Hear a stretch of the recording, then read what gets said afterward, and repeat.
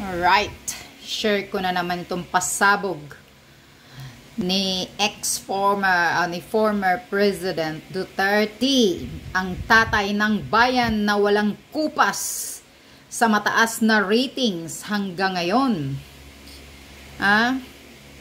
Dahil talagang hinahamon niya na ang mga congressman dyan sa Congress na ipapakita niyo ang details, ang audit ng mga sarili ninyo. Kasi marami pala kayong, sabi pa ni Tatay Digong, napaka-horror. Ang mga tinatanggap ninyo nakakatakot. Mas malaki pa yung mga allowances pala ninyo kaysa sahod ninyo. Kaya pala, no wonder, maraming mga gustong mag-congressman dahil malaki pala ang maibulsa. Tapos itong kang Inday Sara, na talagang importante ang confidential funds, pinag-discutsahan ninyo, pinag-iinitan ninyo. Hindi nga umabot ng bilyon ang confidential funds ni Sara 140 million lang yata yun. Tapos pinag-initan ninyo. Talagang pinopolitika ninyo si Sara Duterte. Kaya ngayon, ilabas ninyo, Speaker Romualdez, ang hamon ni Tatay Digong. Ilabas mo ang liquidation, ang audit ng mga sarili ninyo dyan sa Congress. Dahil hindi pera ninyo yan, pira yan ng taong bayan at karapatan naming malalaman kung saan nyo ginagastos ang pera ng mga mamamayang Pilipino. Huwag nyong isalsal sa bulsa ninyo ang pera ng mga Pilipino, pira ng mga taxpayers. Kaya ilabas nyo. Huwag kang tumatahimik dyan. Tambaluslos. Kasi hindi ka makasagot-sagot, tambaluslos, pahiya ka. Pakukunyari pa kayo, nagmamalinis kayo, pinag-iinitan ninyo si Sara Duterte. Ngayon, tambaluslos, booking kayo lahat sa Congress, ilabas nyo. Ang liquidation, ang mga totoong resibo, kuha, resibo ang hanap ng taong bayan. Hindi yung liquidation by way of certification according dyan sa resolution ni Ping Lacson noon. Sa concurrent resolution ni Ping Lacson noon. Hindi yan ang gusto namin, kundi resibo, kuha, auditor of COA, ilabas nyo ang resibo na totoong ina-audit ninyo ang mga congressman.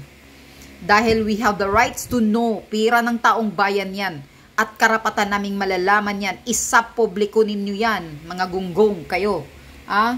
Kau Romualdez, lumaki na yung tiyan mo. Sabi pa ni PRRD, kayo dyan ang majesty, hari.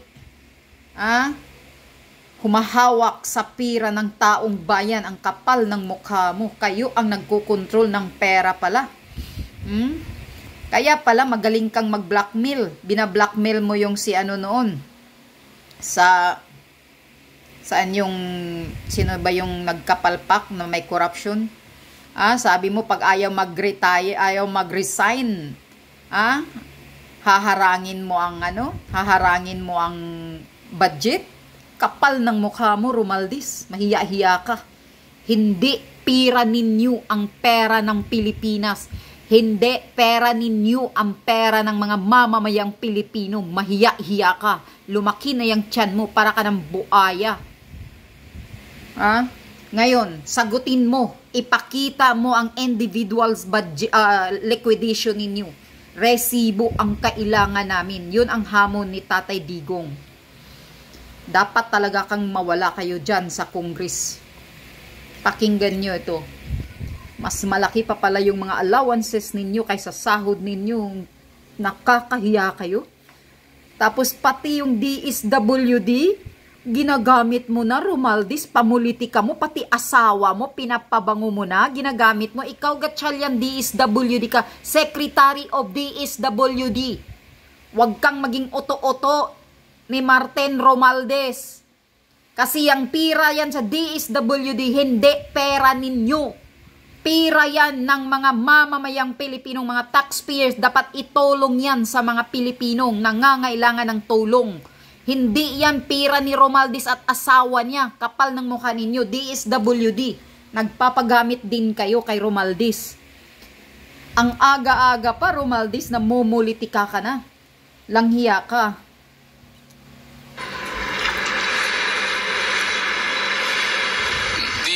Rationale of the whole thing, yung integrity ng institution ng Congress, iba yung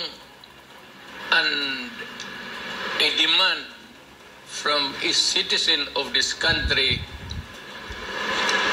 invoking the right, constitutional right of the people to be informed, lalo na sa pera nila.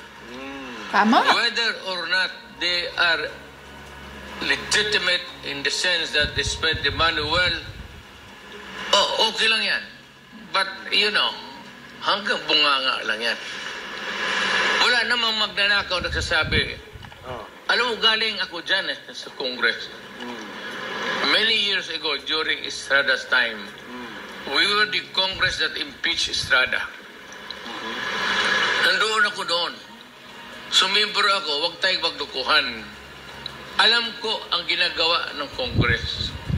Sabi niyo tama? Well, for now, kung tatanggapin niyan tao yung sabi niyo tama, di, okay kayo. Bahala na ang tao. But, itong most of whom vouch for the integrity of the lower house and the strict adherence to the law. Well, ito, we can only find the truth or falsity of this statement. Parang depensa to That the integrity, that they have spent the money well, that is maybe your truth. But how about the truth of the people?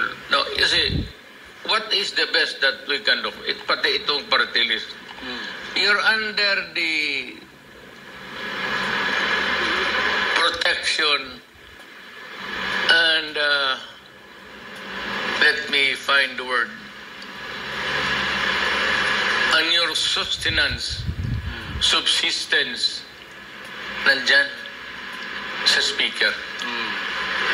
At yung extra ordinary funds, money ninyo na binigay beyond your salary. Grabe Makikita yan And you would find it a horror. Horror Maybe when they finally opened the records, that their salary is just a pittance to what allowances they are receiving. Tingnan nyo, laki ng mga allowance ninyo, extraordinary funds. What the law allows. Salary plus allowances. Kaya nga. And ito ang sabihin ko sa iyo. May kababayang Pilipino. Yung audit na yan, yung GAO, General Auditing, ino-audit lahat yan, mga presidente, mga opisina sa presidente down, cabinet, lahat yan, hanggang baba, doon sa mga pantalana. Audit lahat yan. Ang judiciary, ino-audit yan ang gusto. Pero sabihin ko sa iyo, magtanong ka ng mga congressman na wala na dyan, o magtanong tayo ng mga kaibigan nandyan at sabihin nila ang totoo. Ang mga auditor ng COA takot mag-audit dyan sa Congress. Hindi ino-audit ang Congress. You have never heard of a red flag hoisted in the premises or in the territory of Congress. Not once not twice, not at all. Paghanap kayo ng isang red flag, and despite or in spite of the strict accounting rules, Congress cannot be penetrated. Kasi ang buhay ng auditing office, yung sweldo nila, yung funds nila sa General Auditing Office is controlled by Congress. Tingnan The nyo. President is controlled by Congress. President also controlled by Everybody Congress. there must bow to the majesty of Congress because they hold the money of the people. How much to be spent? Ilang ibigay dito, ilang ibigay doon, maliit dito, maliit malaki doon. That's your prerogative. It's a constitutional prerogative. So, what is the defense? Kung magloko sila, magnakaw sila, mag-excessive expenses. The defense is in the Constitution. And it says the right of the people to be informed Yes, correct. must be is majestic. Diyan lang makita natin. Pati akin, nung presidente ako, nung congressman ako, sige, buksan ninyo. Buksan ninyo para malaman natin. Open book si Makita PRRD. ninyo doon. Kasi gusto ko, Pastor, makita eh. Kasi ako, Mayor, I hold every other week a command conference. Buhay pa yung mga tao na yan hanggang ngayon. You can check with Deb and with COA. Hingkay ko ang pera dyan. Hindi ko yan binubulsa. Nung na-presidente ako, almost every other week, may command conference kami. AFP, consisting of the Air Force, Army, Navy, and the Police. Diyan sa Malacanang, magtanong kayo ng isang general o magtanong kayo ng isang colonel dito sa inyo o magtanong kayo ng major kung hindi totoo ang sinasabi ko. Pag hindi totoo ang sinasabi ko, hindi na ako harap dito.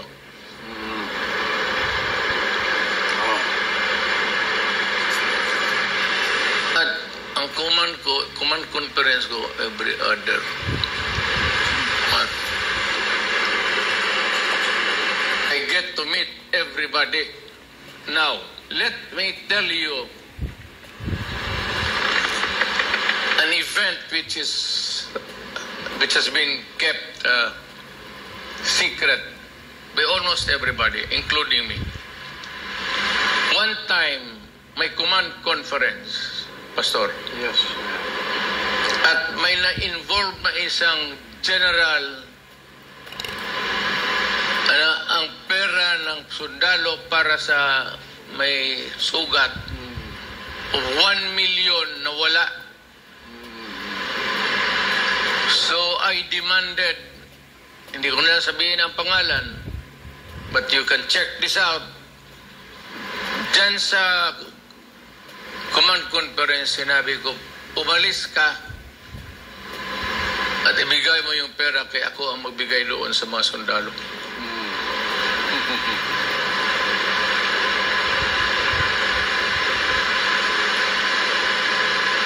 Ganon ang kalala ng pagkamayroon ng problema sa gobyerno.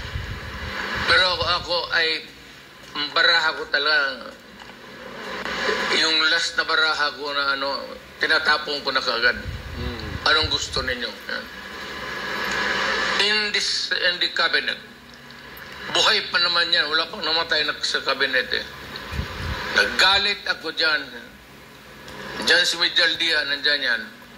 Siya ang executive secretary. Nandyan si Dominguez. Nandyan lahat. Nandyan yung military. Esperon, si Lorenzana. classmate mo na bright, Lorenzana, Mayor. Lorenzana. He was my DND chief. Yan, tanungin ninyo, buhay pa naman yan. Kasi nandoon yan sila sa cabinet rin eh. Hindi retired naman yan sila. Kaharap ko yan mga dito sa mga civilian, mga transportation, gano'n, puro civilian. Yung nilagay ko ng mga army doon, DNR, si Mato, si Anyo, lahat. At nagalit ako sa Senate. Hindi lang military. Sa lahat na. Sabi ko, if we cannot act together in unison, and if we cannot understand each other's value, kung iba ang values mo sa values ko, if I think that yours is more, not really corrupt, but mahina, then this government cannot function well and only end in disaster. I stood up. Nandyan pa yung mga cabinet member. Nagtindig ako, sabi ko, mag-resign ako. Buhay pa yan sila lahat.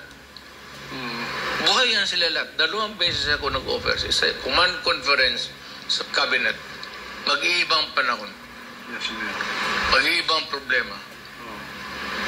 Dito sa it was caused by the loss of the money. Lost money by makating kamay dyan sa military. Nagkalit talaga ako sa command conference at sabi ko, I will not be president for this country with you guys supporting me and making me a very stupid leader standing there. At sa likod ko, iyayari ninyo ang pera ng tao. Grabe, ha? Ito naman kay sinabi ko lang, you open up buksan mo na. Open the books of your finances. Yes. That was my demand. Ang sagot nila, this has prompted different reactions from lawmakers, from Congress, most of whom vouch for the integrity of the lower house and the strict adherence to the law. Really? Okay. If you are telling the truth, then let us open the book of accounts. Wala mang problema. Strict adherence man kaya. Di pakita mo. Ito, Mayor, strict adherence. Nagkamali ka dito. Then I will apologize. But, tin mo, huwag mo akong lukuhin. Galing ako dyan. Gusto ko buksan ang libro. Open the book with resibo. Lower House Speaker. head si Romualdez. Tambaloslos. Ganon. Simple mo lang. And it is provided by law. By the Constitution itself. Not in mere regulation. Constitution. The right of the people to be informed. Even the Senate, Correct. even the Supreme Court must bow to that Majesty. injunction made by the Constitution. Wow. Pati ako, pati si Inday, now, open up Ay. the confidential funds Go. namin ni Inday, ako, maraki ang gasto ko.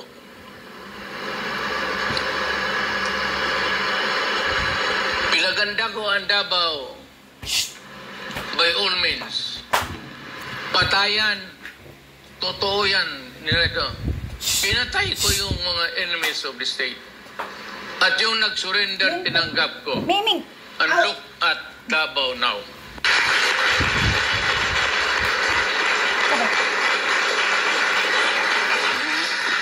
Compare it with your... Okay, so yan. Martin Romualdez, open the book with resibo. Yan ang hamon ni Tatay Digong at gusto ng taong bayan. Ipubliko mo ang lahat ng resibo kung saan ninyo ginagamit ang pera ng taong bayan. Huwag kang tambaluslos dyan, Romualdez.